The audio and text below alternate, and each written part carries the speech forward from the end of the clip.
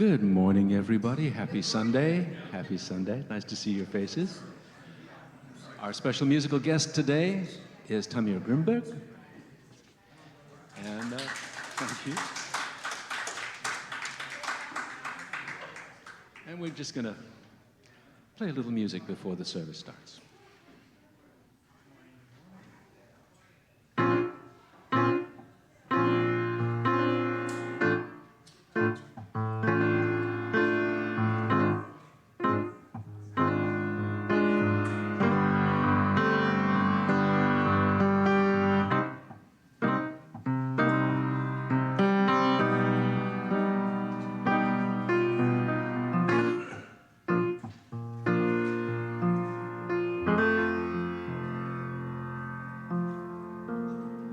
I'm sitting in the railway station, got a ticket to my destination.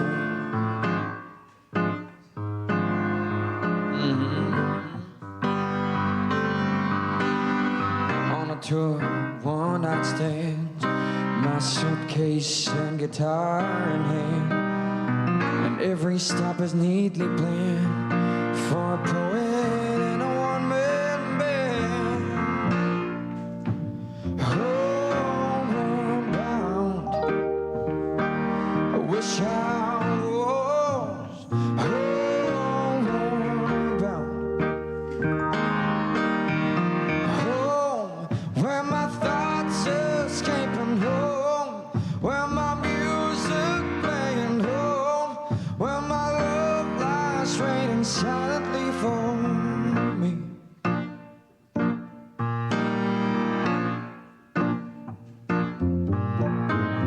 Every day's an endless stream of cigarettes and magazines.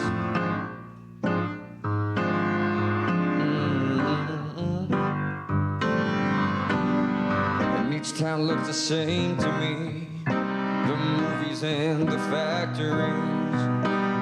And every stranger's face I see reminds me that I long to be homeward bound. I wish I was homeward bound. Home, where my thoughts escaping, home, music playing, home, where my love lies waiting silently for me.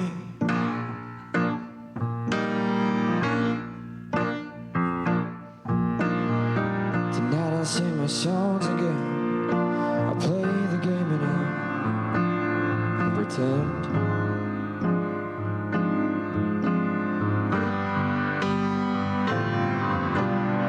But all my words come back to me in shades of mediocrity, like emptiness and harmony. I need someone to comfort me. Homeward bound, homeward bound. I wish I was homeward bound. Home, where my thoughts escaping, home, music playing, home, where my love lies waiting silently for me.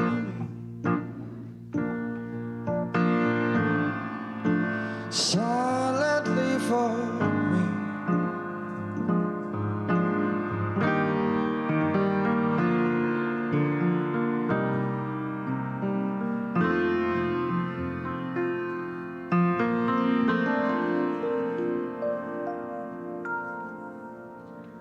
Thank you.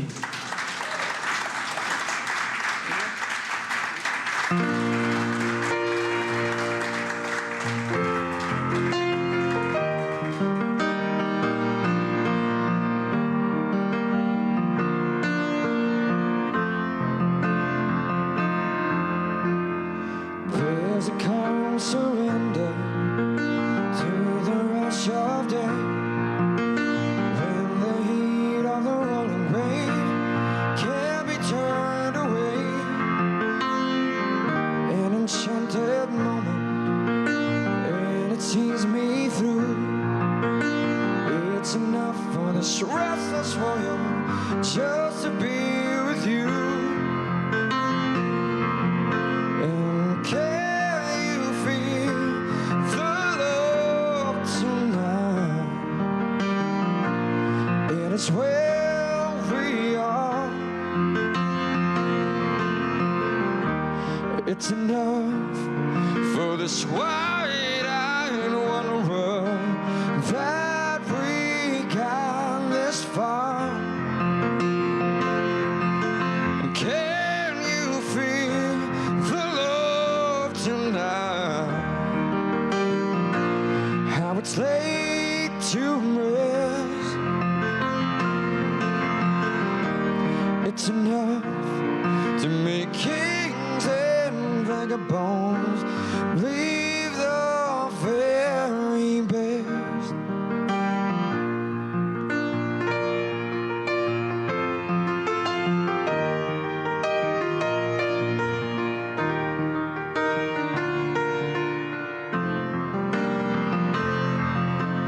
There's a time for everyone if they only learn that the twisting kaleidoscope moves us all in turn. There's a rhyme and reason to the wild outdoors when the heart of the star-crossed Voyager beats in time with yours. And can you feel the love tonight? It is where we are. It's enough for this wide-eyed wanderer that we got this far. And can you feel the love tonight? How it's laid to rest. It's enough for this wide-eyed wanderer that we got this far. It's enough to make kings and vagabonds believe the very best. It's enough to make kings and vagabonds believe the very best.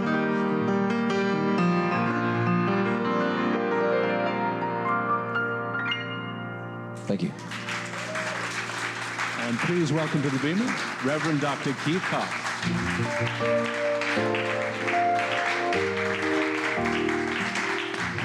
Good morning, everyone. Good morning, everyone. So good to see you all. A huge welcome to Tamir Grinberg, who's with us this morning. And of course, the one and only Andy Belling. So happy to have you here.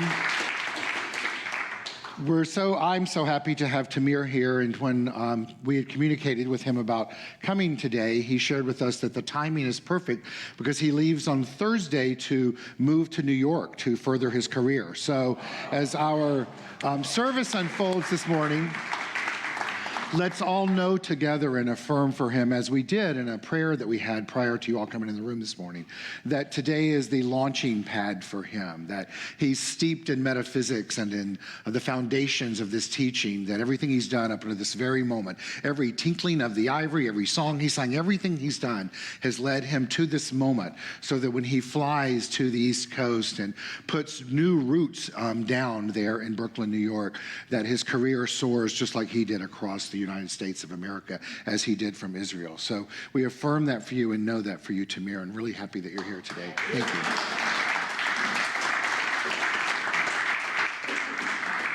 So welcome to the Center for Spiritual Living, Los Angeles. It's a real pleasure to be here with you today. And if you're new and you're here for the first time, thank you for being here. And as regulars that are here, it's good to see you again, having had a week away for vacation. And it's nice to be back among our friends and family and feeling the love that was just being sung off. Can you feel the love today?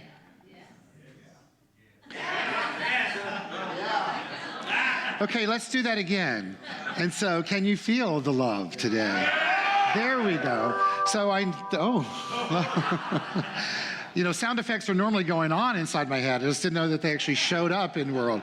And for those of you that are watching online, I'm sure that are hoping that you're getting to feel the love that's coming here from within this community, as well as on our live stream up above and Facebook Live that Jesus is working today. So we are a spiritual community that is known as the Center for Spiritual Living Los Angeles.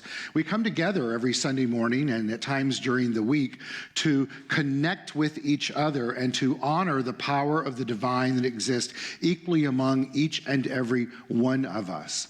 That is known as the power of God. That's what's spoken of by Dr. Ernest Holmes in the book, The Science of Mind, which is one of the dominant aspects of the information that we follow, if you will, along with many other New Thought religions. And the concept behind that is that one power that exists within us, we both individualize it as well as experience and express it through our thoughts, our beliefs, our actions, our reactions, and our interactions with life. And if we want to see what's going on in our life, we get to look in the external or what's transpiring in form in our life, which it gives us the outer experience to look at that is a reflection of what's taking place on the inner at the mental level. And so should we not like what we're experiencing in the external, or should we want to take the position of predetermining what we would like to have manifest in the external? We do all of that by focusing on what's taking place within our mind. And our mind in our philosophy is considered an individualized expression of the mind of God. If you don't like the word God, it matters not. You can change it and call it something else. Dr. Holmes calls it also source and the thing itself in the book. I often say you can use whatever name you want to call it. You can call it source, you can call it God, you can call it dog, you can call it Beulah, you can call it Barry, and who knows, before soon in my life I might call it Bella. So just know that that's how life unfolds. So before we move on, celebrating the philosophy and the faith and the way of life known as the Science of Mind here this morning, I'd like for you to take a moment and just say hello to those that are seated around you. So just a reminder to start playing at the beginning of Calling in the Light, at the very beginning.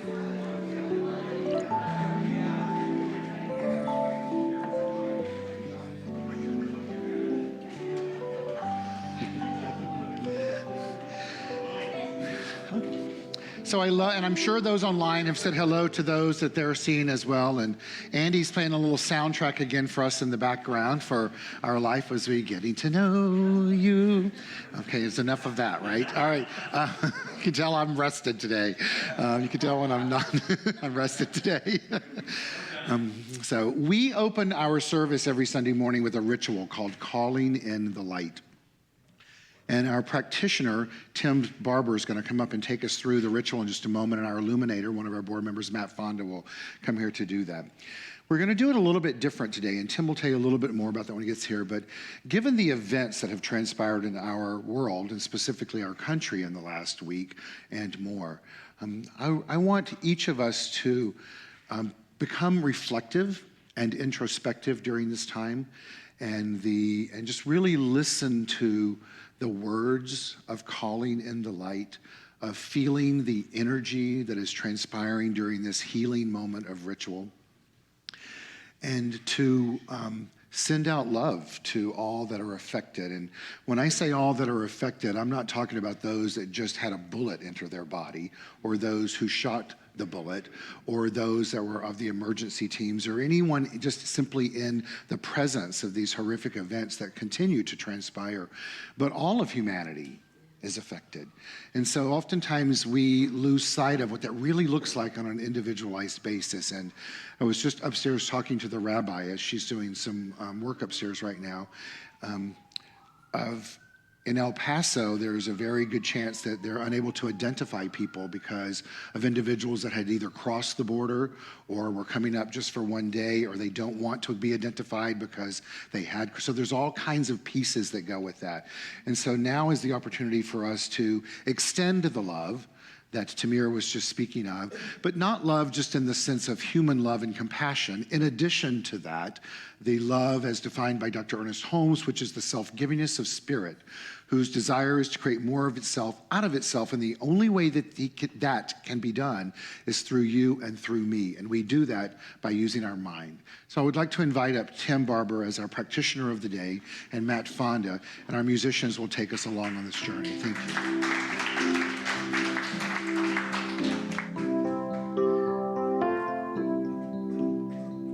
Calling in the light, calling in the light, calling in the light of love, calling in the light, calling in the light, calling in the light of love. So today I invite us to perform this ceremony to promote the universal consciousness of life, which recognizes that all people of all faiths, all sentient beings, come from one great universal presence, which we call spirit. The purpose of this ritual is to draw into our gathering a conscious awareness of our oneness with spirit and a remembrance that the light of the divine animates all sentient beings. The quality of the divine we use today in this ritual is light. Light is defined by Dr. Holmes as, in flashes of illuminations, the inspired have seen into the very center of reality and have brought back with them a distinct impression of what they have seen and felt. A glimpse of this reality illumines the whole being with a flood of light. Today we recognize that light is both the illuminating force and the beacon. And with those two qualities, we take a moment and send love to all beings affected by violence and acts of terrorism, hatred, and injustice. Today, we know and celebrate their innate nature as spiritual beings. We see them safe, healed, perfect, fearless, and strong. As students of the mind and oneness of life, we affirm our mind activity has power, and this moment is invoking healing. So we light the candle this morning for healing. I ask each of you to take a moment and bring into mind anyone you would like to put into the healing light, which includes yourself and all the children of the world and anyone affected by the state of our country, so that all may experience the eternal and everlasting love of the divine.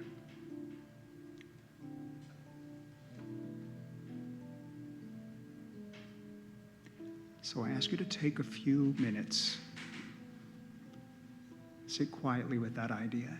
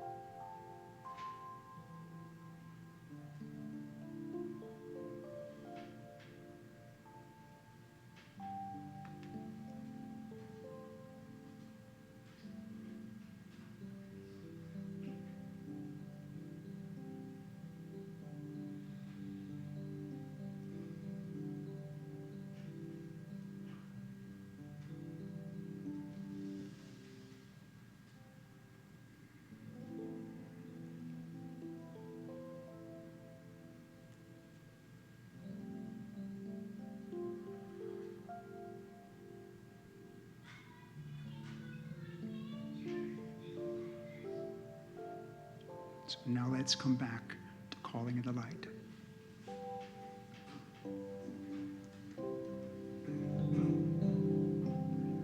I am love. I am love. I am peace. I am peace. In my heart. In my heart. I am free. I am free. I am spirit. I am spirit. I am soul. I am soul. All together, we are whole. We are whole. Calling in the light, calling in the light, calling in the light of love. Calling in calling in the light, calling in the light of love, calling in the light of love. And so it is, and so it is, and so it is.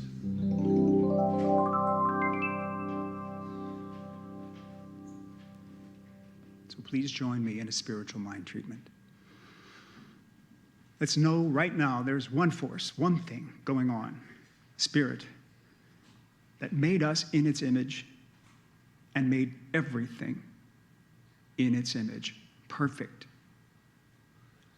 fertile, healing, eternal, intelligent, empathetic, everything. All beings, everywhere, children, adults, friend and foe, all perfect, all animated by that one force we call spirit. And together we celebrate this union, and we know all is well. We know we turn a corner right now by means of these words and invite love and understanding and empathy and cooperation and trust and fearlessness and faith into our world and the worlds of all around us. We take this idea, we lift it up, and we let it go. Those words are done. They've created something we recognize now as perfect, safe, whole. We celebrate, that's how it works. And together we say, and so it is.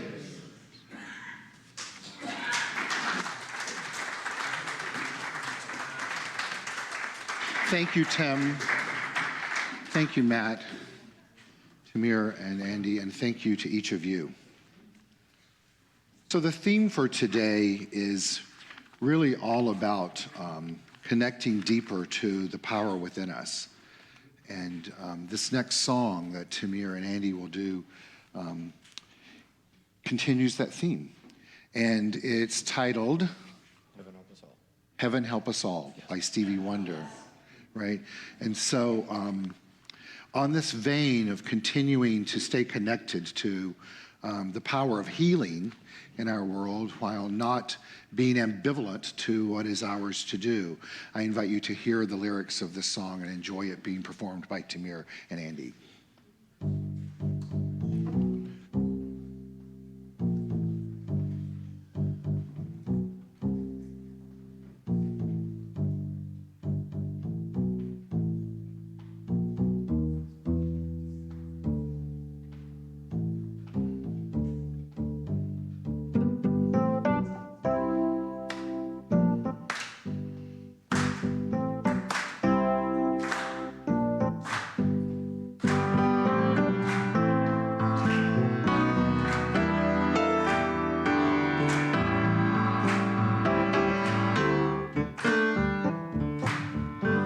Heaven help the child who never had a home.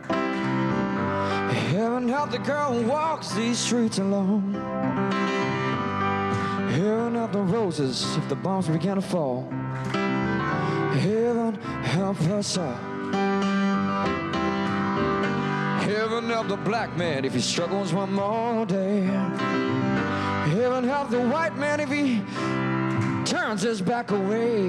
Heaven help the man who kicks the man who has to crawl. Heaven help us all. Heaven help us all. Heaven help us all. Heaven help us all. Hear our call when we call. Heaven help the boy who won't reach 21. Heaven help the man who gave that boy a gun. Heaven help the man and the people against the wall. Heaven help us all. Heaven help us all. Heaven help us all. Heaven help us all. Hear our call when we call.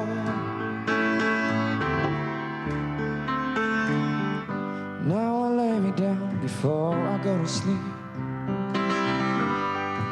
In a troubled world I pray the Lord to keep the hatred from the mighty and the mighty from the small. Heaven help us all. Sing, heaven help us all. Heaven help us all. Heaven help us all. Hear our call when we call. Can I play a little bit?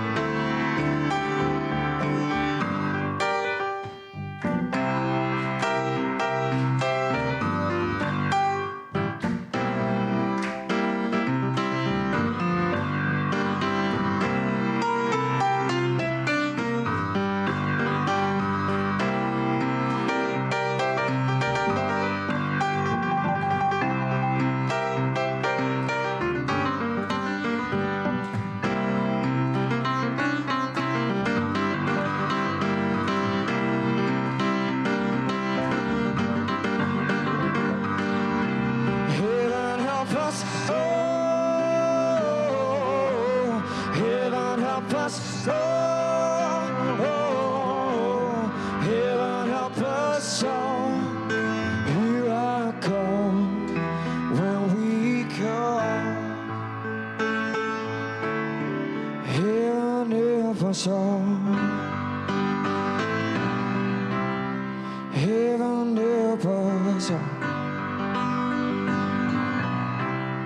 Heaven help us all.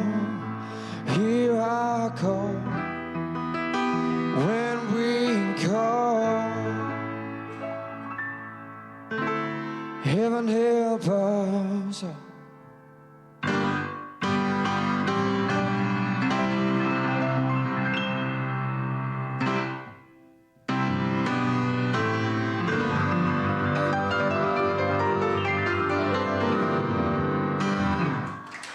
Thank you.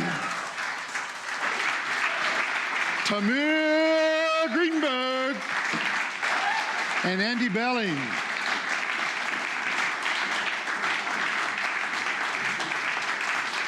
Woo! The dude can sing and release his soul. I love it. I love it. You know, the lyrics of that song, telling us heaven help us all, more than likely, I'm going to assume, was written in the context of traditional heaven, of getting to a place post earthly plane, whereby the arrival, the pearly gates open, and you live in a state of bliss. And that is a contrary to what heaven means in the philosophy of metaphysics and certainly the science of mind, where heaven, from that which we believe and practice and teach here, is not a destination but a state of mind.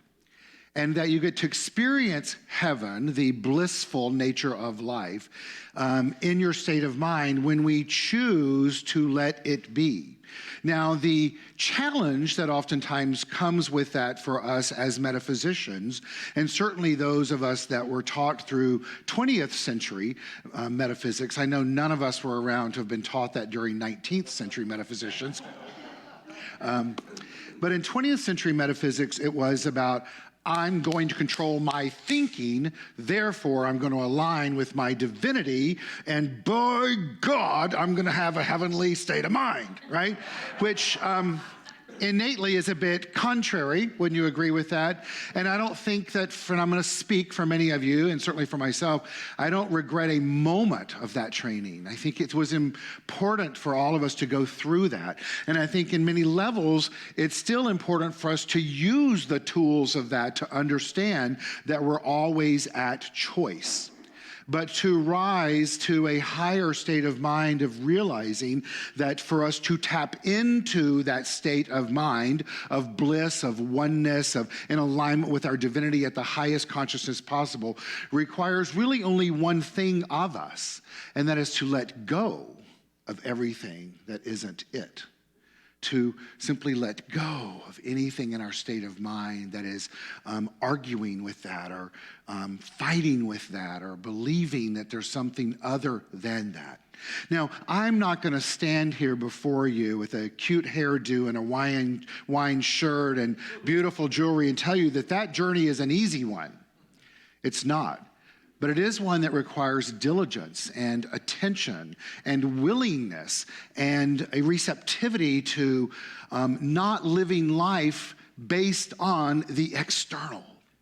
It comes from living a life of building, as our beloved Marianne Williamson says, building a spiritual musculature so that you have a foundation in life of a state of mind, a consciousness that knows and knows that you know and knows that you know that there's only one thing ever taking place. That's the activity of God or Beulah or Bella or the thing itself or whatever you want to call it. That's all that's ever happening. And that you and I and all sentient beings are that fully realized as we are, as we walk this earthly plane, and that we have the ability to allow that to be the foremost aspect of our consciousness, and in so doing, when we leave that to be and let it rise up, then that becomes the dominant, if you will, aspect of our state of mind, and then our experiences reflect that. I wear oftentimes on my arm this bracelet, which in the center is the tree of life. How many of you all know the tree of life? And what the tree of life represents and what it means in spirituality is that as deep as you are willing to plant your roots into the groundedness of the foundation of knowing who you are as a spiritual being and acting in accordance, that's how high the tree will actually grow and reach out. And so the external, if you will, the tree coming from the ground and up, is reflecting the internal. At all times, there is the opposites and the equal taking place of form or experience in life to state of mind. So what that all comes down to is it's up to us to tend to our state of mind at all time. And this morning I want to speak to that of not really trying to consciously program our mind, but to let our divine mind rise up and guide us. Now, I don't know about you guys, but for me, it's been an interesting frickin' week in the United States of America. How about you guys? I mean, it's really been, for me to re-enter into, from vacation and dealing with some stuff on vacation and dealing with this horrific and senseless gun violence that's taking place in our country and these numerous tragedies that are unfolding, and it just seems to be, for me, I can only speak for myself, at times what is transpiring is actually numbing. I feel like I'm becoming numb to what is actually taking place in the psychosis of our country today.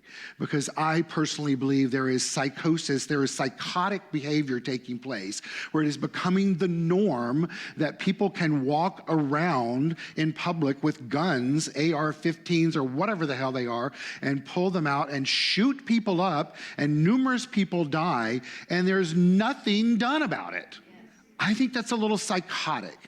And yes, right, it's a little psychotic. And in addition to that, and this will be all of my rant, in addition to that, we're not really doing anything to hold our politicians accountable, right? So there is this nuttiness that's taking place out there, and really, there's a lot of nuttiness taking place in here, right? So what do we do? How do we deal with that? Because that alone can be paralyzing as to what to do, how to react, and where to go. And that's before we even dive into the everyday aspects of living life. Now, I'm going to give you an insight as to what it's like to live as a minister. And I'm not going to share this with you as woe is me. I've gotten really clear what I'm called to do on a daily basis is what I have said yes to when I said yes to stepping not only just physically into this role as the minister, but in the role of being the person who said yes to being the conduit to supporting individuals finding their personal self-empowerment through a spiritual awakening. Because I rolled back into here last week, having just dealt with the death of one of our young congregants that some of you know that was quite unexpected, and his family, and you'll hear more about that later. And I rolled back in and needed to write an article for the newsletter. I needed to deal with the parents of the child who had passed away, and then I needed to prepare for a memorial service for a loved one. Then I needed to make a decision whether or not I was going to honor my appointment at Boxer Rescue and go adopt a new pup or not, which I hadn't really felt like I had dealt with the passing of my previous ones yet, and then step into dealing with preparing for today's message, and then taking my car to the shop, and it goes on and on and on and on and on. Now, we all go through that stuff, right? We all have that stuff in life. I was just sharing with you a little bit of what that was like for me. And the moment that I became completely immobilized in my life was when I had to make the decision whether or not to go and adopt a dog, right? So I was like, am I ready to do that? And I reached out. Well, the answer is, of course, yes, right, at some point, right? And we'll get into that. Well, you'll see if when that happens, you'll know. I don't hold much back. And Bella. And so, but what I've learned, and I've shared this with all of you before as well, is that when I get in those moments of feeling like I don't know where to turn, right? I've learned that as a student of this teaching, my role is to reach out to someone who I know can know the truth for me. And I'm sharing that with you because I hope that each and every one of you does the same. That there's someone in your life, whether they're a trained practitioner or not, someone that you trust that knows how to speak the truth for you and to you, and you will listen. Now, I know there's a lot of people that I'm that person for them, and then I need that. So I reached out to my dear friend and said, here's what's going on in my life, and I don't really know what to do, and I feel like I've had some writer's block, and blah, blah, blah, blah, and then I got to deal with the passing of Sadie and the memorial service and a new dog. What do I do? And she took a deep breath, and she said, here's what I want you to do. She goes, I want you to do exactly what it is that you tell all of us to do all the time. Go sit down and get quiet. He said, get quiet. And when you get quiet and you listen, the very thing that you need to know will make itself known. The very thing that you need to know will make itself known. That's the heaven that was being spoken of in that song. It's that going to that place where we simply stop and listen. Not just for a voice, but to feel the energy of being guided into what the next step is.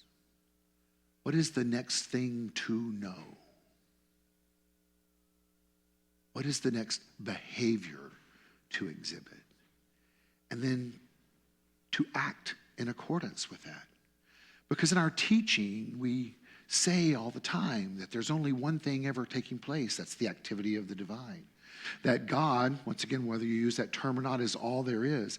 That is either true or it's not. But what I've learned is that when I do shut the hell up and get quiet and listen, not just with my ears, but with every fiber of my being, Spirit responds. The waves part, and this energy rises up. And then I feel founded in the spiritual truths, not only that I know, but I know that I know that I've spent much of my life building that faith musculature. I've done it for and with others, and from there, then inspiration unfolds, revelation takes place, and calm ensues. But that can only happen for you and for me when we choose to stop and live in the present. In the very present moment, through the act of mindfulness.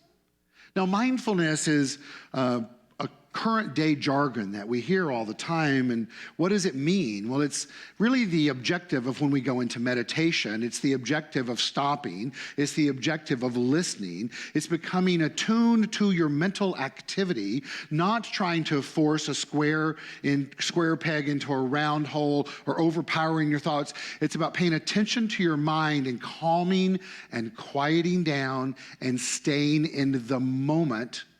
And then in the moment, and then in the moment. And the way to do that primarily is through breath. Tim gave us the great opportunity of doing that a moment ago in the ritual calling in the light. I know for all of us that we felt the energy shift when we got quiet, right? And not one of you, I was in the back, not one of you was uncomfortable. You weren't rustling in your seats. You weren't digging in your purse for a piece of candy. Like none of that was going down. Nobody was looking at their phone. We rode the energy of feeling the power and the presence of the divine in that he stated, and the children of the world, we're tending to our awareness and knowing the truth for them. And we rode that energy as long as it was a vibrational frequency. And do you know the moment that the energy shifted from it being a vibrational frequency of a fit was when the child in the room made a noise, right? Not a mistake. Angel let us know, okay, this piece is done, now move on. And he did. He did. That is an example for us of if we slow down and tune into what's taking place in the moment, in the now, in life itself, then as we say at the end of every single spiritual mind treatment, which is all is well, the truth is all is well. So how do we get there? Well, in the article by Peter Russell called Living in the Spirit of Now, titled On Being Present, he goes, countless spiritual teachers from Buddha to the Tao to Ram Dass and Eckhart Tolle have urged us to be in the present moment. In a sense, we're always in the present. Our past we know from memories, but those memories are experienced in the present moment, our present state of mind. Similarly, our future is something we imagine, again, an experience in the present. Whatever we may be thinking and doing, we are doing it now. Even when we are totally wrapped up in thoughts about the past or the future, the thoughts themselves are happening now. When we say we're not in the present, we really mean that our attention is not in the now. It is looking back to the past or forward to the future. To return to the present is to return our attention to the here and the now. The mind that is attending to the present is a mind that is free from distracting self-talk about what has or has not happened or what might or might not happen. A mind in the present moment is free to experience what is. This does not imply that we no longer take any notice of the past, nor does it mean we don't consider the future.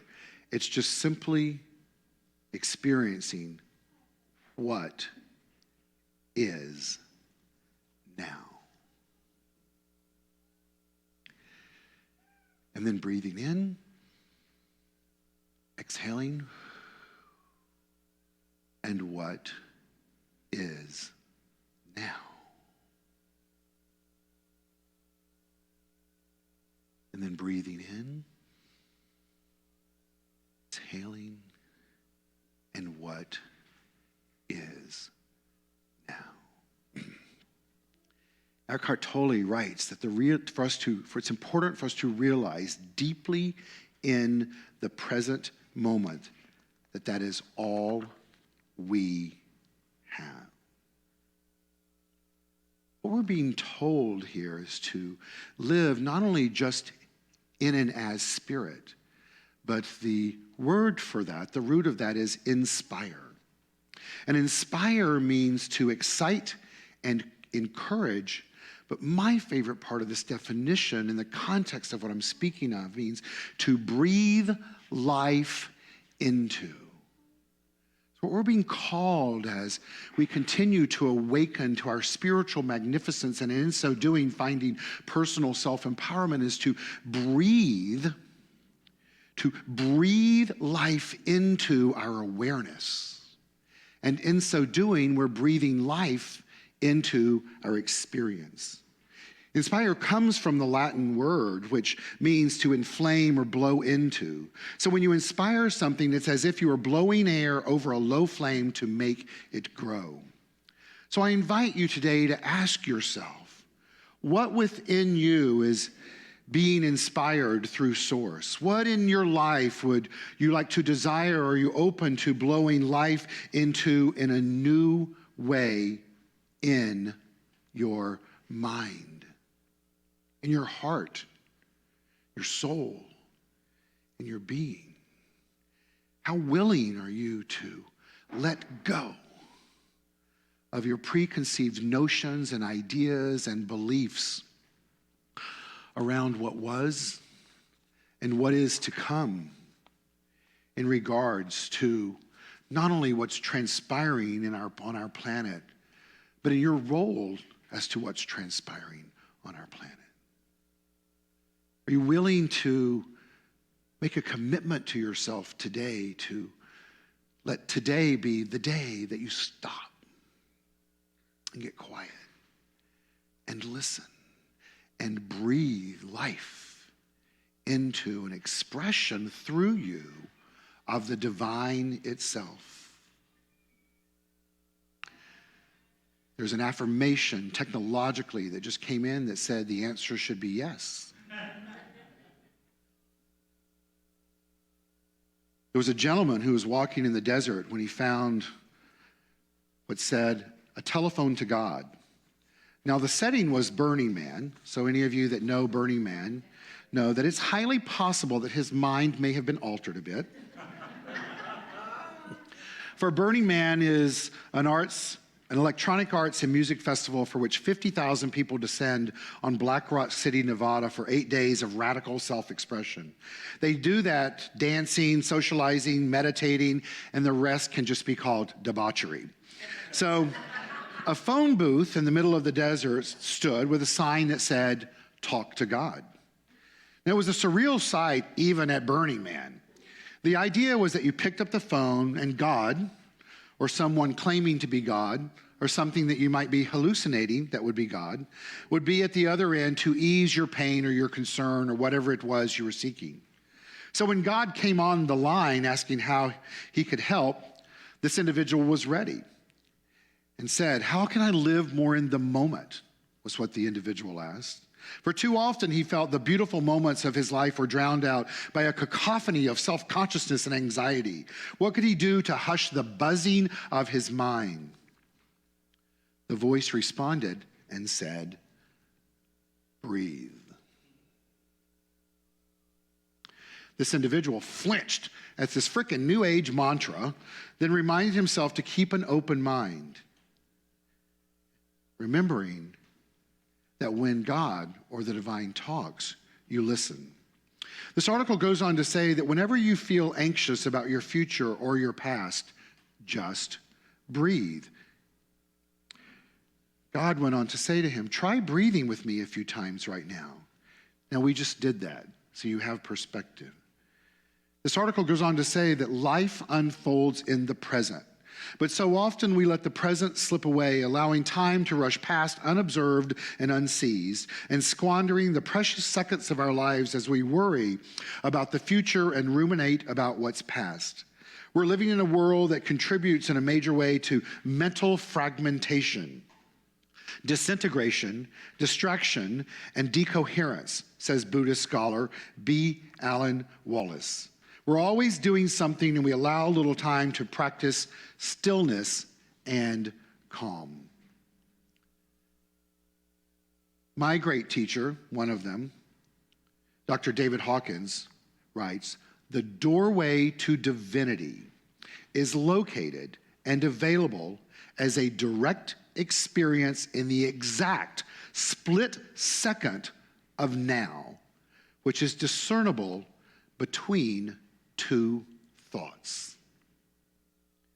That's heady, but hear it anew.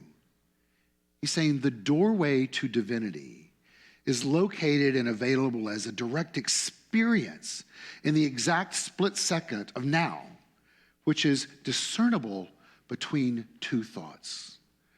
What he's telling us is to let go of the thinking, so that that doorway opens up. And feel it. Don't ask yourself, am I feeling it? Feel it. Breathe. Because I know that as you and I covenant and commit to do this in our everyday life, that what we are indeed doing is not only magnifying the heaven of life that exists within us already right now, but we are radiating a vibrational frequency of this consciousness out into the world, and indeed making a difference, thought by thought, breath by breath, reaction by reaction, belief by belief, interaction by interaction, and a state of forgiveness by state of forgiveness.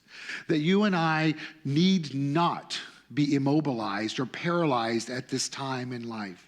In fact, quite the contrary. I think we're being called at a higher level than ever before to stand up and to speak truth, to stand up and demand of our country to hear us, to stand up and take care of those that can't take care of themselves, and to do that not from a place of hierarchy, not from a place of I'm greater than you, but from a place of honoring deep within us the love, the self-givingness of spirit whose desires to create more of itself out of itself to us and through us in a way that we trust with every fiber of our being that what we are doing is making a difference.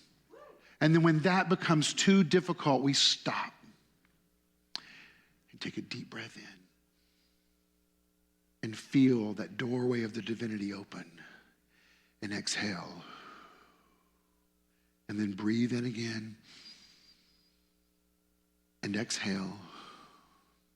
And then stand up and put our big girl panties on and step forward again. Today's the day. Thank you.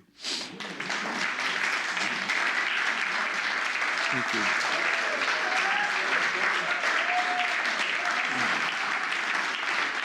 Thank you.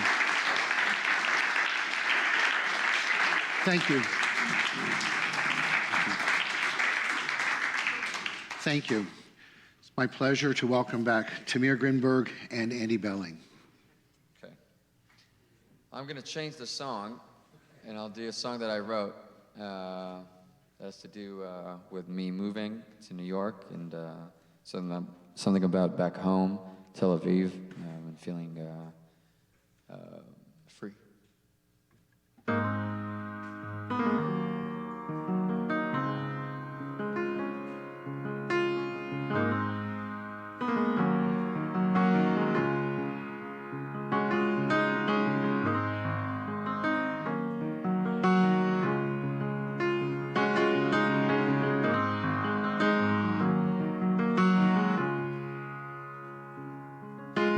Free from thoughts, free from everything that holds me down to earth. Walking down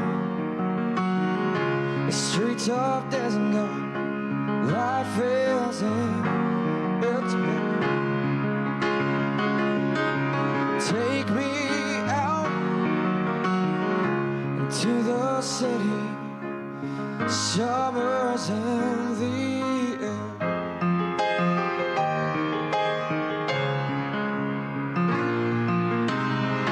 California is nothing like New York.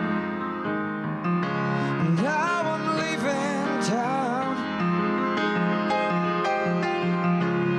Now I know every street and corner, and I can tell if she is not around. Free from judgment, free from religion. It's not always fair. In these walls, feels like a prison. Man, I need some air.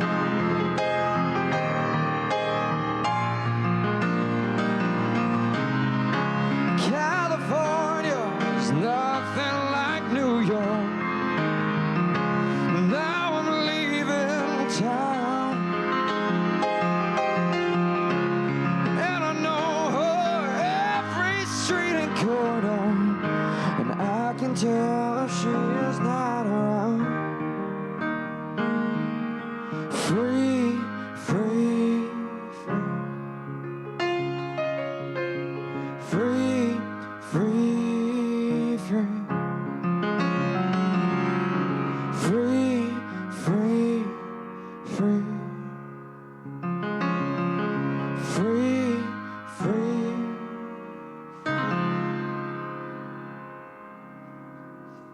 Thank you.